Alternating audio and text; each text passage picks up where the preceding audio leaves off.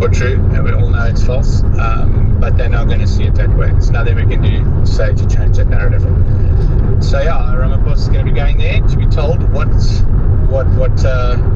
going on in his own country, whether he likes it or not.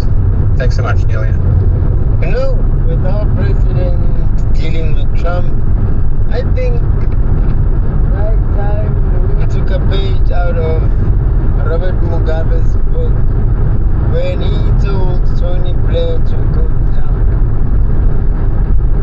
Seriously, I think it's high time Americans are told to die, Baba. Keep your America and let us keep our Africa. Like we need a Robert Mugabe situation right now. See ya from Ivory Park.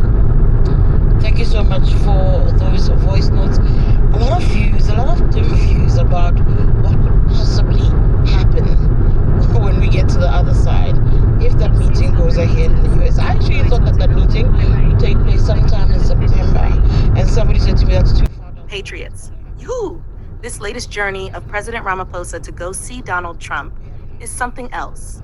I mean, the way our president is moving, it's like he can't wait to go and sit down with Trump and say, Awa, listen, my guy, let's put things into perspective here. You can just feel that energy. It's almost like Ramaphosa has a whole folder ready with statistics, press cuttings, maybe even a slideshow, just to try convince Trump about what's really happening in South Africa. But now, here's the thing. Trump isn't stupid. He knows what's up. This thing of refugees coming from South Africa? The man knows they're not genuine refugees.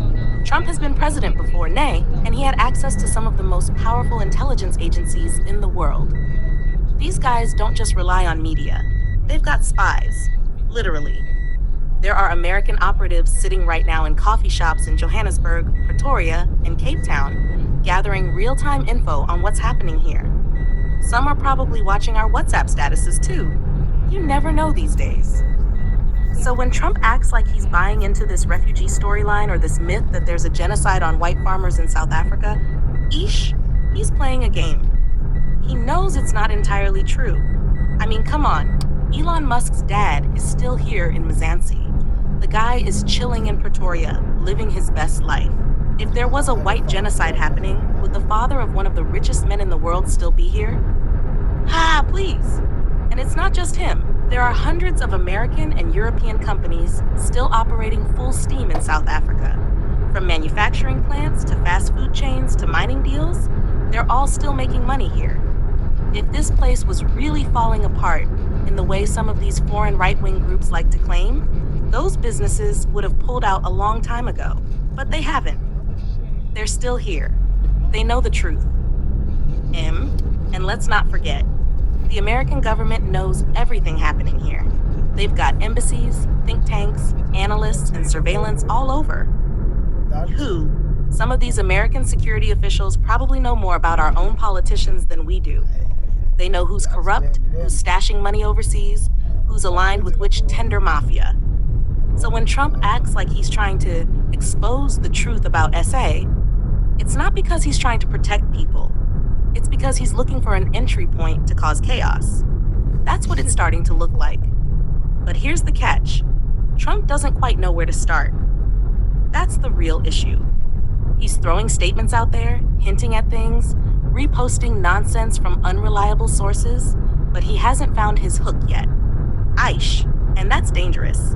Because when a powerful man like Trump wants to shake a country but doesn't know how, he starts throwing wild accusations until something sticks.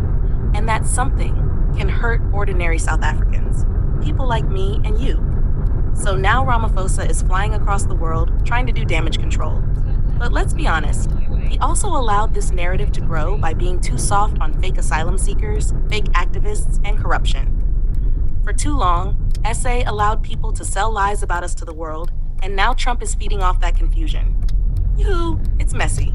At the end of the day, South Africa must fix its own house. Because if we don't, we'll always be at the mercy of powerful men overseas who think they know what's best for us. Whether it's Trump, Elon, or some British lord, they'll all try spin the story to suit their own interests. We must stay woke, patriots. This one one is bigger than just a meeting between two presidents.